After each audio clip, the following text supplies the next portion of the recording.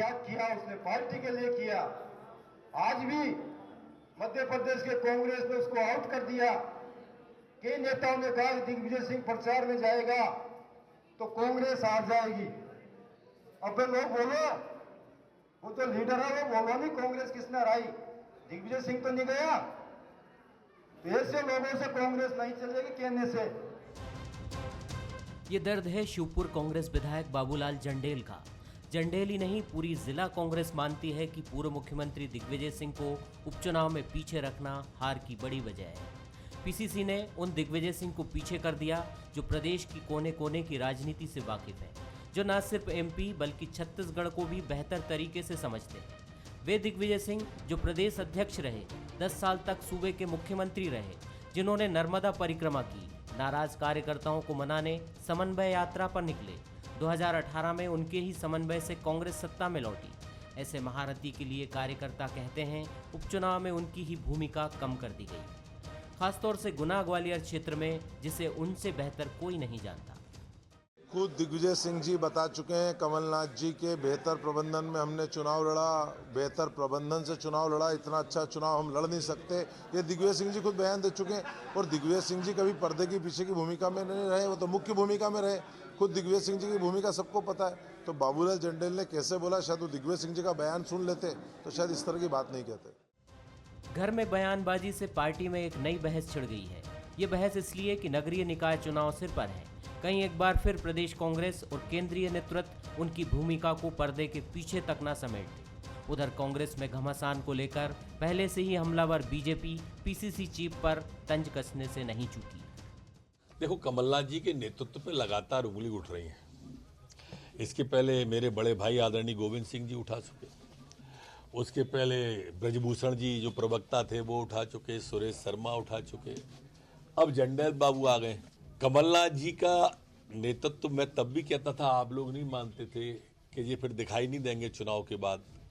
आप देख रहे हो क्या, अब तो वो जब मिलेंगे आपको ट्विटर पे, पेपर पे ही मिलेंगे, या मध्य प्रदेश में मासिक अभी रहेंगे, फिर तिमाही हो जाएंगे, उसके बाद छमाही आया करेंगे वो। तो कमलनाथ जी के नेतृत्व पर उंगली उठना स्वाभाविक है। बहुत जल्दी एक हाथ पद छूटेगा, फिर बाकी के। कांग्रेस का एक बड़ा धड़ा जहां उपचुनाव में हार के लिए दिग्विजय सिंह का प्रभाव कम करने को बड़ी वजह मानता है, वहीं कांग्रेस में दूसरा धड़ा पूर्व मुख्यमंत्री कमलनाथ के मैनेजमेंट को लेकर काफी आशान्वित है। पर कांग्रेस के अंदर की सियासत को समझना इतना आसान भी नहीं है। लेकिन प्रदेश में दिग्गी राजा के राजनीतिक अनुभव का भी कोई सानी नहीं है। वो दिग्विजय सिंह जो कहते हैं कि उन्हें पद का कोई लालच नहीं, जिसे उन्होंने 10 साल बिना चुनाव लड़े और बिना पद के रह के दिखाया।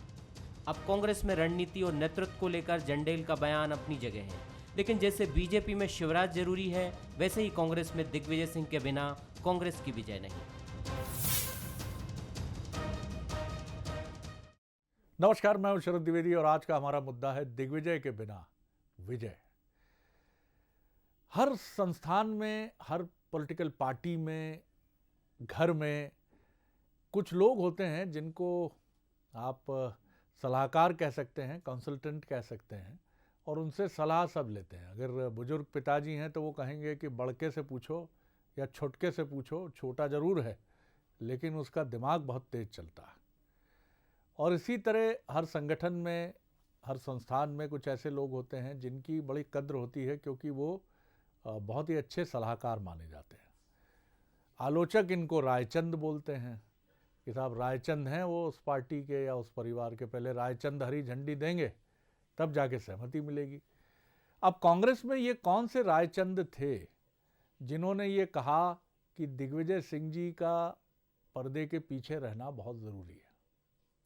दिग्विजय सिंह एक ऐसे नेता हैं जो स्वाभिमानी तो हर व्यक्ति होता ही है, होना ही चाहिए, लेकिन दिग्विजय सिंह एक ऐसे राजनेता हैं जो कुछ अपनी उलट बांसी के लिए भी पहचाने जाते हैं। जब वो 2003 में 10 साल के शासन के बाद हारे तो विरले राजनेता ऐसे रहते हैं जो ये कहते हैं कि 10 साल में कोई पद नहीं लूँगा और अब मध्य प्रदेश की राजनीति में कभी लौटूंगा नहीं।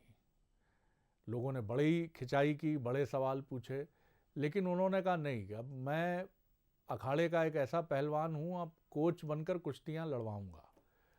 और 2003 से लेकर अब तक उनकी भूमिका कुश्तियाँ लड़वाने की ही रही है। ये अलग बात है कि लोग मानते रहे कि उनकी कुश्ती लड़वाने का तरीका और उनकी पार्टी में ऐसे लोग ज़्यादा थे कि वो ऐसी कुश्ती लड़वाते हैं जिसमें सफलता नहीं मिलती। बहरहाल ये आलोचकों का अपना नज़रिया है। लेकिन दिग्विजय सिंह ने ये बताया था कि 2018 में जब उनका काफ़ी हद तक एक बेहतरीन इस्तेमाल कमलनाथ जी ने किया था तो उसके नतीजे क्या रहे थे। अब बाबूलाल जंडेल साहब जो अपनी बात कह रहे हैं, जाहिर तौर पर, और ग्वालियर रीजन एक ऐसा रीजन माना जाता है जहां दिग्विजय सिंह का बहुत होल्ड है। इसकी शुरुआत गुना से होती है और फिर ये मुंगावली से लेकर तमाम जो सीट्स हैं, शिवपुरी ज़िले की भी कुछ सीट्स इसमें आती हैं, ग्वालियर की भी सीट्स आती हैं, लेकिन ये तमाम मुश्किलें बनी रहीं और आखिर दिग्विजय सिंह जी को पीछे धकेलने की बात सामने आई। आज इसी अहम मसले पर हम बात करेंगे। जो मेहमान हमारे साथ हैं उनसे मिल लीजिए। हमारे साथ हैं पीसी शर्मा साहब, वरिष्ठ विधायक और पूर्व कैबिनेट मंत्री, बहुत स्वागत है। हमारे साथ हैं बीजेपी के वरिष्ठ नेता और पूर्व विधायक शंकरलाल तिवारी जी, बहुत स्वागत है। प्रणाम जी, जय हो तिवारी जी की। और जगदीश द्विवेदी जी हैं, वरिष्ठ पत्रकार और राजनीतिक विश्लेषक, गहन चिंतन में डूबे हुए और डूब कर मोती ही निकालते हैं वो। तो देखते हैं क्या दिग्विजय सिंह जी के लिए क्या निकलता है उनके खजाने से विश्लेषण के। जगदीश जी, कितनी सच्चाई है इस बात में कि अगर उपचुनाव में दिग्विजय सिंह जी का इस्तेमाल बेहतर तरीके से होता, ग्वालियर में होता, ग्वालियर चंबल रीजन में, नतीजे दूसरे होते। दिग्विजय सिंह खुद आकर आगे नहीं कहते। 2018 में अच्छा इस्तेमाल हुआ था, नर्मदा परिक्रमा यात्रा के जरिए ये माना गया था कि उन्होंने अपने पॉलिटिकल कनेक्शंस फिर पुनर्जीवित किए हैं। बहरहाल, किस तरह देखते हैं आप बाबूलाल जंडेल साहब के स्टेटमेंट को? जी, पूरी तरह शरद जी, मैं बाबूलाल जंडेल जी के स्टेटमेंट से सहमत हूं। देखिए, मैं किसी से तुलना नहीं कर रहा। कमलनाथ जी भी वरिष्ठ हैं, दिग्विजय सिंह भी वरिष्ठ हैं, लेकिन जहां तक समर्थकों की बात है, जहां तक एक एक कार्यकर्ता को जानने पहचानने की बात है, तो मेरा अपना मानना है कि उस मामले में दिग्विजय सिंह से बेहतर नेता मध्य प्रदेश में कोई दूसरा नहीं है। इसके पहले अर्जुन सिंह जी थे, उसके बाद अगर किसी ने उनकी विरासत को सही तरीके से संभाला तो वो संभाला दिग्विजय सिंह ने। और जहां तक आप जो कह रहे हैं, बिल्कुल इसमें 100% सही है। जब मैं अशोकनगर गया उपचुनाव में, शरद जी मैं अपना अनुभव बता रहा हूं आपको, तो चुनाव के उस समय 3 दिन बाकी थे, तो अशोकनगर के एक कांग्रेस के कार्यकर्ता से मेरी बात हुई। उसके बाद मैंने 2-4 जब आम नागरिकों से पूछा कि क्या माहौल है, तो उन्होंने कहा पहले माहौल कांग्रेस के समर्थन में बहुत अच्छा था, लेकिन अब थोड़ा थोड़ा कमजोर हो रहा है। मैंने पूछा उसका कारण क्या है, बोले यहाँ दिग्विजय सिंह जी की अगर ज्यादा सभाएं होती तो कांग्रेस 100% जीतती। ये अशोकनगर से लेके, चूंकि ग्वालियर चंबल में सिंधिया का अगर कोई फैक्टर थे तो सिंधिया की बराबरी से मजबूती, उतने ही समर्थक दिग्विजय सिंह जी के ग्वालियर चंबल अंचल में थे। और मेरा मानना है कि वो फ्रंट फुट पर आकर नहीं खेले। क्यों नहीं खेले, पार्टी की क्या स्ट्रेटेजी थी, ये एक अलग मुद्दा हो सकता है, लेकिन जितना ज्यादा अगर ग्वालियर चंबल में दिग्विजय सिंह जी को कैंप कराया जाता, दिग्विजय सिंह जी को सौंप दिया जाता कि आप जाइए और आप जो है इस पूरे जो कैंपेनिंग है इसको आप पूरी तरह संभालिए, देखिए आप उपचुनाव, मुझे लगता है कि कांग्रेस को ज्यादा फायदा होता। कांग्रेस की अपनी रणनीति रही होगी, हर पार्टी की रहती है। क्योंकि अभी भी मैं एक बात कहना चाहता हूं कि जनाधार एक अलग मुद्दा हो सकता है, लेकिन समर्थकों के मामले में, कार्यकर्ताओं को जानने के मामले में दिग्विजय सिंह से बड़ा नेता मध्य प्रदेश कांग्रेस में दूसरा नहीं है। शरद जी, बिल्कुल सही है। और इसीलिए ये बात हमने पैकेज में भी कही कि अगर बीजेपी में शिवराज सिंह चौहान को आप अलग किए बिना आप अलग करेंगे तो बीजेपी को देख पाना मुमकिन नहीं होगा कि इतने बड़े कद के नेता हैं और इतनी समझ वो रखते हैं। तो कांग्रेस में यही कद दिग्विजय सिंह का। पीसी शर्मा साहब की तरफ आऊँगा। शर्मा साहब, कीमत तो चुकाई, कुछ रायचंद भी हो सकते हैं, कुछ निर्णय भी हो सकते हैं, कुछ और कारण भी हो सकते हैं। बहरहाल, आप किस तरह देखते हैं? अब दिग्विजय सिंह जी के समर्थन में लोग खुलकर बोलने लगे हैं, बोलना ही चाहिए, क्योंकि जो चीज़ें सही हैं उन सही बातों को सामने रखना चाहिए। आप किस तरह देखते हैं पूरे इस मामले को? जी शर्मा साहब। इसमें निश्चित तौर पर एक चीज़ जो अभी कही आपने भी और तिवारी जगदीश जी ने भी जी कि 2018 के पहले जगदीश जी जो परिक्रमा की थी, नर्मदा परिक्रमा, उसमें दिग्विजय सिंह जी ने मैं समझता हूँ कि लगभग 120 सीटें उस परिक्रमा में मध्य प्रदेश की आती थी। और जहाँ भी गए, क्योंकि मैं अभी बहुत चला उसमें, करीब 700-800 किलोमीटर जगह जगह मिला ले तो चला हूँ। उसमें हमारा हरदा जिले का ही बहुत सा क्षेत्र वहाँ हम कंटिन्यूस चले। तो जो लोगों का संपर्क बढ़ा, उनसे जो मिले लोग आके, वो वहाँ से एक कांग्रेस का माहौल बना। और उसके बाद जो उन्होंने संगत में पंगत किया, उसमें संगत में पंगत में लोग जुड़े और ये बात की उन्हें भैया टिकट किसी को भी मिले, अपने को कांग्रेस को जिताना है। तो एक माहौल अगर देखा जाए तो उन्हें उसमें क्रिएट किया। और 6 महीने पहले केवल कमलनाथ जी आए थे मध्य प्रदेश में, मई के महीने में, और नवंबर में चुनाव थे। तो ये उस समय सिंधिया जी भी साथ थे, उनका भी एक अपना प्रभाव था। तो ये जो तिकड़ी चली उस समय, उसने पूरे मध्य प्रदेश में एक नया माहौल पैदा किया। और ये वचन पत्र, नई पद्धति लाए, घोषणा पत्र नहीं, वचन पत्र की जो कहेंगे वचन पूरा करेंगे। और जिसका पहला उदाहरण कमलनाथ जी ने दिया था कि 55 लाख किसानों का कर्जा माफ़ी पे आदेश किए, और बाकी सब चीज़ें हुई। और इसमें मेरी जो मान्यता है, बाबू जंडेल जी ने के संदर्भ में कहा है कि दिग्विजय सिंह जी और कमलनाथ जी, क्योंकि मैंने भी बहुत नज़दीक से देखा है दोनों को, और मैं बीडीए का अध्यक्ष था तो मोहम्मद सलीम उपाध्यक्ष हुआ करते थे उस समय, जो इस दुनिया में नहीं है, उनका स्वर्गवास हो गया कोरोना के समय। तो हर चीज़ को देखने का एक मौका मिला। इन दोनों में जो अंडरस्टैंडिंग है दोनों के अंदर, मैं समझता हूँ उसको तीसरा आदमी पूरी तरह से उसमें नहीं जा सकता कि क्या है अंडरस्टैंडिंग और जो कुछ भी होता है इनके बीच में। क्योंकि जब मुख्यमंत्री थे दिग्विजय सिंह जी, तो उनको पूरा समर्थन, जबकि बहुत से विरोध थे उस समय, बहुत से, मध्य प्रदेश एक था और मध्य प्रदेश एक में बड़े बड़े नेता थे, शुक्ला बंधु थे, बोरा जी थे, जोगी जी थे, और सब था। विरोधाभास भी बहुत था। उन विरोधाभास में अगर कोई सपोर्ट उनको करता था तो कमलनाथ जी करते थे। चलिए, और जब मामला आया कि अब सरकार बनती है तो कमलनाथ जी को पूरा सपोर्ट दिग्विजय सिंह जी ने किया। तो इनके बीच में एक अंडरस्टैंडिंग है, और उस अंडरस्टैंडिंग के तहत हुआ। आप जो कह रहे हैं कि वहाँ नहीं गए, तो मेरा ये कहना है कि दूसरे तरीके से गए। ये ग्वालियर भी गए, शिवपुरी भी गए, गुना भी गए, सब जगह गए, लेकिन उसका तरीका दूसरा था। उस तरीके में मैं आता हूं शर्मा साहब, उसके पहले दूसरे राउंड में आऊंगा आपकी तरफ। दिग्विजय सिंह जी गए और उन सब चीज़ों को उन्होंने संभाला। और ब्यावरा और यागर, ये जो क्षेत्र थे ये पूरे दिए थे, जो दोनों कांग्रेस जीती है। कांग्रेस जीती है, बिल्कुल सही कहा। उनकी अंडरस्टैंडिंग का, उनके मेल का एक वो था, और उसमें उस अंडरस्टैंडिंग में सब चीज़ हुई हैं। अब यही बड़ा सवाल है कि उनको रोका नहीं गया, या द्रोणाचार्य ने मांग लिया अंगूठा कि बहुत बढ़िया संबंध है, बहुत बढ़िया चीज़ें हैं, कुछ ऐसा तो नहीं घटा कि दिग्विजय सिंह जी के पैरों में जंजीरें तो नहीं बांध दी गई थी। बहरहाल मैं चलता हूं तिवारी जी की तरफ। तिवारी जी, आपकी पार्टी का विषय नहीं है, लेकिन आपकी मुख्य प्रतिद्वंदी पार्टी है और दिग्विजय सिंह से बीजेपी का और आप लोगों का समूल रूप से बड़ा स्नेह रहा है, बहुत गहरा स्नेह रखते हैं आप दिग्विजय सिंह जी से, और आप लोगों की पूरी कोशिश रहती है कि कोई भी मौका मिले तो दिग्विजय सिंह जी पर निशाना साधने से बीजेपी चूके नहीं। कि किस तरह देखते हैं आप इस पूरे मामले?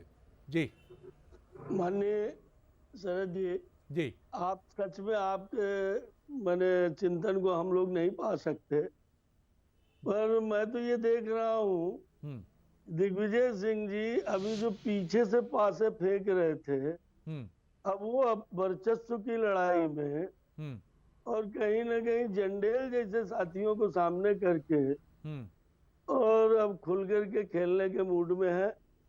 अगर हम नहीं खेलेंगे तो खेल बिगाड़ेंगे, और यदि हमें खेलने का अवसर नहीं मिला तो फिर हम कुछ न कुछ, दिग्विजय सिंह जी की विशेषताएं अपन सब लोग जानते हैं, इसमें भी कोई दो मत नहीं कि वो 10 वर्ष मुख्यमंत्री रहे, कांग्रेस के प्रदेश अध्यक्ष रहे और प्रदेश में चिर परिचित बहुचर्चित नेता रहे। पर मेरे को लग रहा है कि गोविंद सिंह का जो नेता प्रतिपक्ष बनने का खेल था जी, और जब उसमें कोई क्रैच आया, अभी 4-6 दिन पहले ही शायद चर्चा चली जी, और पार्टी को वास्तविक रूप से मजबूत करने की दृष्टि से और आदिवासी विधायक का नाम आया। मैं विधायक था उस समय, आदिवासी विधायक थे बाला बच्चन जी, बाला बच्चन जी नेता उपनेता प्रतिपक्ष हुआ करते थे जी, और कटारे जी नेता प्रतिपक्ष थे। उनका दुखद निधन होने के बाद और नेता प्रतिपक्ष बनने की जो होड़ चली, उसमें राकेश चौधरी शहीद हुए, उसमें जो है तो बाला बच्चन को भी पीछे किया गया और अंतिम समय पे दिग्विजय सिंह जी के कारण ही और उनके विधायकों के कारण, मेरा अपना सोच है ये, दिग्विजय सिंह और उनके समर्थित विधायक जो भी थे, अधिक संख्या में थे, उसके कारण एकदम पासा पलट गया। पार्टी के अंदर राजेंद्र सिंह जी उपाध्यक्ष थे, मेरे जिले में थे विधानसभा में, राहुल सिंह जी भी मेरे जिले से चुनाव लड़े लोकसभा का और रीवा संभाग उनका कार्यक्षेत्र रहा, उनको नेता प्रतिपक्ष बना दिया गया, जबकि 3 ही पद होते विपक्ष के पास, एक खुद पार्टी के अध्यक्ष का, एक नेता प्रतिपक्ष का और एक विधानसभा उपाध्यक्ष। अब ये संगठन को किस ढंग से चलाना चाहते हैं, ये इनका अपना सोच है। पर एक बात बाबूलाल जंडेल की बात से स्पष्ट हो रही है कि दिग्विजय सिंह जैसे समर्पित नेता, जिनको कांग्रेस ने भी बहुत कुछ दिया और कांग्रेस को भी उन्होंने अपना पूरा जीवन दिया जी, ऐसे नेता के वर्चस्व की लड़ाई और अब खुल के मैदान में है। और उस समय भी अगर आदिवासी नेतृत्व विधानसभा में दिया गया होता, एक बात कही खत्म करूंगा जी, मेरा इस पर मूल कहना यह है और आप से व्यक्तिगत कह रहा हूं कि एक विश्लेषक के, राजनीतिक विश्लेषक के डायलॉग में मैंने सुना था कि जब दिल्ली कमजोर होती है तो सूबेदार जो होते हैं राज्यों के, वो इसी तरह एक दूसरे पर तलवार खींचते हैं और वही कांग्रेस में यादवी संघर्ष चल रहा है। दिग्विजय सिंह नहीं चाहते कि मध्य प्रदेश में कोई दूसरा नेता स्थापित हो और इसलिए ये सारी लड़ाई। जगदीश जी, राजनीति अवधारणाओं की गुलाम भी होती है। मेरे साथ 2 महत्वपूर्ण हस्ताक्षर हैं बीजेपी और कांग्रेस के। कोई भी व्यक्ति हो, मैं भी हूं, आप भी हूं, आप भी हैं, तमाम लोग हैं, जो भी कोई व्यक्ति ऐसे पद पर आता है, जो पद महत्वपूर्ण होता है, तो उसको लेकर राय भी बनने लगती है। कुछ लोग कहने लगते हैं अब ये फला पद पर आ गए हैं, अब खेल शुरू हो गया, अब ये खेल करेंगे। अब वो व्यक्ति भले ही ना जानता हो खेल, ना उसकी कोई मंशा हो। दिग्विजय सिंह जी को लेकर ऐसी ऐसी राय बनाई गई हैं, जैसी संभवतः और नेताओं को लेकर भी हैं, शिवराज जी को लेकर भी बनाई जाती हैं या बनाई जा सकती हैं। तमाम चीज़ें हैं कि साहब इनके राजनीतिक चातुर्य का कोई जवाब ही नहीं है, जो टकराता है इनसे शक्तिहीन होकर गिर पड़ता है। क्या आपको लगता है दिग्विजय सिंह उन्हीं अपनी इसी बड़ी और विराट छवि के पीछे उनको कहीं ना कहीं कैद करने की कोशिश हुई कांग्रेस में? जी, दार्शनिक सवाल है लेकिन आप समझते हैं बेहतर इसको। जी जी, शरद जी बिल्कुल आपसे मैं सहमत हूँ। एक बात मुझे ये कहनी है इसमें कि देखिए सबसे बड़ी चीज तो ये है कि जब जीत होती है तो जीत के 100 बाप होते हैं। बिल्कुल सही कहा। और जब व्यक्ति हारता है तो उसको हार का ठीकरा अकेले ही पूरा झेलना पड़ता है, चाहे दिग्विजय सिंह जी हों या कमलनाथ हों।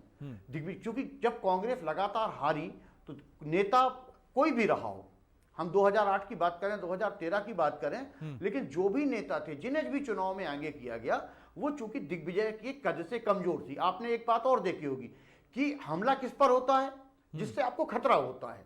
बीजेपी के सबसे ज्यादा अगर हमले होते हैं तो वो दिग्विजय सिंह पे होते हैं। बीजेपी बहुत अच्छे से जानती है, बीजेपी इस बात को कि अगर कोई परेशानी पैदा कर सकता है, कोई उन्हें दिक्कत दे सकता है, तो वो सिर्फ और सिर्फ दिग्विजय सिंह का राजनीतिक चातुर्य और मेरा इस मामले चातुर्य उन्हें दे सकता है। और मेरा इस मामले में एक और मानना है कि चूंकि दिग्विजय सिंह को कांग्रेस ने कम घेरा, बीजेपी ने ज्यादा घेरा, और उस घेरने का परिणाम यह हुआ कि निश्चित रूप से चूंकि कांग्रेस छत्राबाद के सहारे चलती रही है, कांग्रेस में धड़ हमेशा से बने रहे हैं। पीसी शर्मा जी अभी बात कर रहे थे मोहम्मद सलीम जी की, उन्होंने उस बात को सीधे सीधे भले ही ना कहा हो, तब बीडीए के चेयरमैन पीसी भाई दिग्विजय सिंह के कोटे से बने थे और कमलनाथ जी के कोटे से मोहम्मद सलीम बने थे। तो बीजेपी कांग्रेस में जो कोटावाद रहा, चूंकि कैडर बेस की जगह जब पार्टी लीडर बेस होती है तो उस पार्टी में कोटावाद चालू हो जाता है, पट्टावाद चालू हो जाता है। और जब पट्टावाद चालू हो तो उसी पार्टी में कहीं ना कहीं विरोध के अंदरूनी स्वर भी उठते हैं। और तिवारी जी की मैं उस बात से भी सहमत हूं कि चूंकि दिल्ली कमजोर हुई, याद करिए आप वो जमाना जब इंदिरा गांधी और राजीव गांधी जो है कांग्रेस के अध्यक्ष और प्रधानमंत्री हुआ करते थे, 1 मिनट नहीं लगता था लोगों को पार्टी से बाहर करने में। लेकिन अब कांग्रेस की स्थितियां नहीं है। 125 साल ये पुरानी पार्टी जो है भीषण शरद जी संघर्ष के दौर से गुजर रही है और चलिए वक्त कम है, छोटी छोटी रिएक्शन लेता हूं। पार्टी अपना मांग रही है। यही वजह है कि सेंट्रल से लेके स्टेट तक नेताओं के सुर अलग अलग हो रहे हैं। बिल्कुल। पीसी शर्मा साहब, एक छोटा क्विक रिएक्शन, वक्त कम है मेरे पास, ज्यादा वक्त नहीं है, एक छोटी प्रतिक्रिया आपकी। जगदीश जी ने जो कुछ कहा है। जी मैं ये जी मैं बहुत जी जो जगदीश ने कहा उसको मैं, और आपने जो कहा कि जंजीर बांध सकता, तो दिग्विजय सिंह जी में कोई जंजीर बांध नहीं सकता, और वो जहाँ खड़े होंगे कांग्रेस की लाइन वहीं से शुरू होती है। और तीसरी चीज ये है कि दिग्विजय सिंह जी एक ऐसे नेता हैं इस समय कांग्रेस पार्टी पूरे देश के अंदर, जो कांग्रेस के मूल को आज़ादी के बाद से आज तक कांग्रेस कैसे चली है उसका जो मूल मंत्र एक वो जानते हैं, और कभी भी वो हाई कमांड के खिलाफ कभी गए नहीं आज तक किसी भी मामले में। तो मैं समझता हूँ कि उनका जो वजूद है उसको कभी भी कोई मिटा नहीं सकता, और वो निश्चित तौर पर कांग्रेस को हर समय ताकत कैसे दी जाए इसके बारे में सोचते हैं। और सर्वधर्म संभाव जो कांग्रेस का मूल मंत्र रहा है, उस मूल मंत्र को समझकर उस पर कैसे काम किया जाए, वो काम वो हमेशा से करते रहे। और मैं समझता हूँ कि कांग्रेस को वही मूल मंत्र हमेशा मजबूती देगा, और उसी के सहारे कांग्रेस आगे बढ़ेगी और आगे आएगी।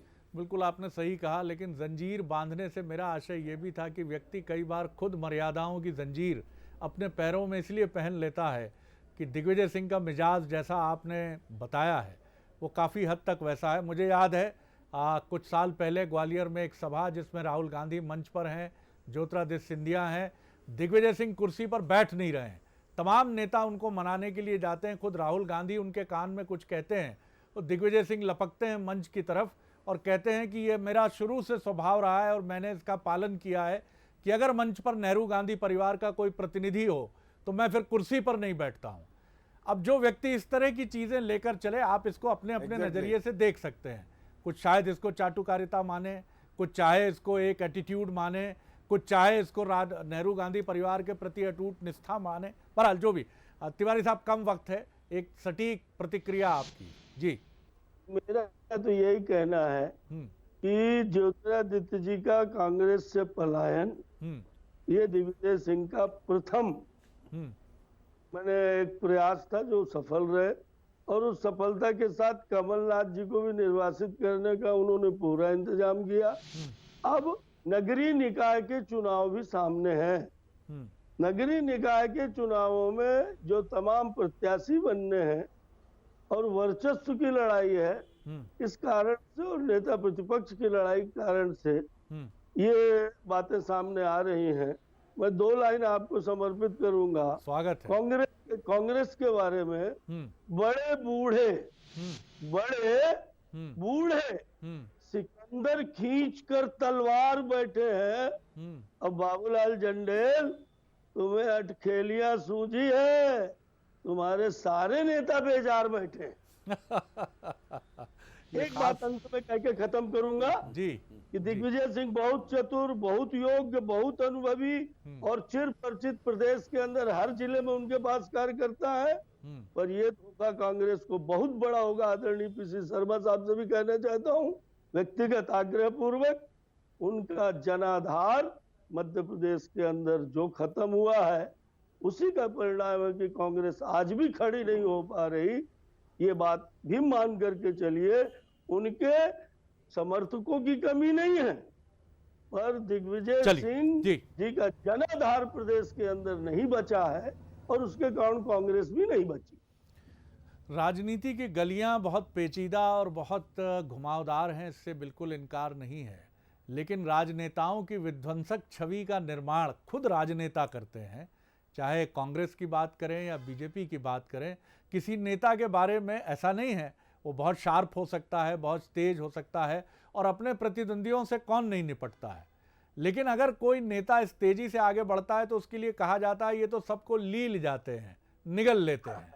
और जिस तरह सुरसा ने हनुमान जी को निगल लिया था, लेकिन हनुमान जी निकल आए थे, दिग्विजय सिंह जी की छवि भी कुछ ऐसी गढ़ी गई है कि वो एक कांग्रेस के लिए विध्वंसक राजनेता है। खुद दिग्विजय सिंह कहते हैं, कांग्रेस में मैं तो एक पंचिंग बैग हूँ, जिसका मन करता है वो एक घूसा पंचिंग बैग जो जिसमें बॉक्सर मार के घूसा तैयारी करते हैं, मैं एक पंचिंग बैग हूं, हर आदमी आता है एक घूसा मार के चला जाता है।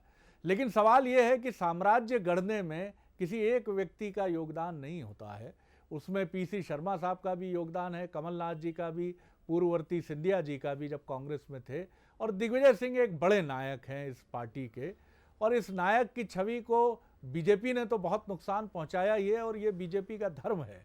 लेकिन अगर कांग्रेस भी उससे वशीभूत होकर दिग्विजय सिंह से दूरी बना लेगी तो ये बीजेपी का मोहपाश है जो बहुत अचूक तरीके से कांग्रेस पर एक अमोघ शस्त्र की तरह फेंका गया है और कांग्रेस उसकी चपेट में आ गई है। मैं तो यही कहना चाहूँगा।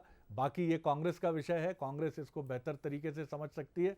बहुत धन्यवाद पीसी शर्मा साहब, धन्यवाद शंकर लाल तिवारी साहब, धन्यवाद जगदीश द्विवेदी जी। बने रहिए बंसल न्यूज़ पर। नमस्कार।